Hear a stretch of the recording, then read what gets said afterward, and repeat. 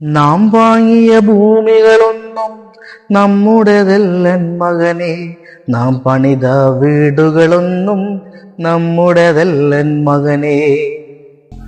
തലമുറകളായി കൈമാറ്റം ചെയ്തു വന്ന നമ്മുടെ സ്വന്തം ഭൂമി, നമ്മളുടെ തലമുറക്കാർ കഷ്ടപ്പെട്ട് ചോര നീരാക്കി അധ്വാനിച്ചുണ്ടാക്കിയ പണം കൊണ്ട് മേടിച്ച നമ്മുടെ സ്വന്തം ഭൂമി, നാം കരമടയ്ക്കുന്ന ഭൂമി, നാം വൈദ്യുതി ബില്ലടയ്ക്കുന്ന ഭൂമി, നാം റേഷൻ കൈപ്പറ്റുന്ന ഭൂമി, ഏറെക്കൂടെ പറഞ്ഞു കഴിഞ്ഞാൽ നമുക്ക് അത്യാവശ്യ ഘട്ടങ്ങളിൽ വായ്പ പോലും ലഭിക്കുന്ന നമ്മുടെ സ്വന്തം ഭൂമി.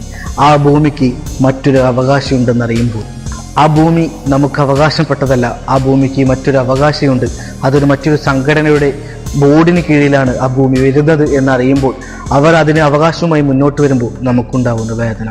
എല്ലാം നഷ്ടപ്പെട്ടവൻ അവസാനം അവൻ വിശ്വസിക്കുന്നവൻ്റെ പ്രസ്ഥാനത്തിന് പിന്നിൽ പോയി അവരുടെ പ്രസ്ഥാനത്തോട് ആവശ്യം ഉന്നയിച്ചു, ഞങ്ങൾ ഇത്രയും വലിയൊരു ബാധ്യതയിൽ എല്ലാം നഷ്ടപ്പെടാൻ പോവുകയാണ്, നിങ്ങളെ ഉണ്ടോ ഞങ്ങൾക്ക് രക്ഷിക്കാൻ. രക്ഷകരായി അവരെ കൂടെ ഉണ്ടാവുക എന്ന് വിശ്വസിച്ചവർ ചുവപ്പും വെള്ളയും നിറഞ്ഞ കൊടികൾക്ക് പിന്നിൽ അവർ അണിനിരന്നു. എന്നാൽ അവരെല്ലാവരും തന്നെ അവരെ പിന്നിൽ നിന്ന് കൂട്ടി. നമ്മുടെ ഭൂമി നമുക്ക്, നമ്മുടെ വീട് നമുക്ക്, നമ്മുടെ വയലുകൾ നമുക്ക്. നഷ്ടപ്പെട്ടവന്റെ കൂടെ ഒരു നിയമം പാസാക്കിക്കൊണ്ട് കാവിക്കൊടി ഉയർന്നു വന്നു. എന്നിട്ട് എന്തേ കാവിക്കൊടി, നിനക്ക് ഈ ദുനിയാവിൽ യാതൊരു സ്ഥാനവും ജനങ്ങൾ നൽകുന്നില്ല. കാരണം നീ ഒരു വർഗീയ പാർട്ടിയാകുന്നു. നിന്നെ ചുവപ്പ് പാർട്ടിക്കാരും വെള്ള പാർട്ടിക്കാരും നിന്നെ പറഞ്ഞു വരുത്തിയിരിക്കുന്നത് നീ ഒരു വർഗീയ പാർട്ടിയാണെന്നാണ്. നീ എന്തെന്നെ ഈ ദുനിയാവിൽ ജനങ്ങൾക്ക് ചെയ്തു കൊടുത്താലും നിനക്ക് ഈ നാട്ടിൽ യാതൊരു വിലയുമില്ല. കാരണം നീ ഒരു വർഗീയ പാർട്ടിയാക്കി മാറ്റി നിന്നെ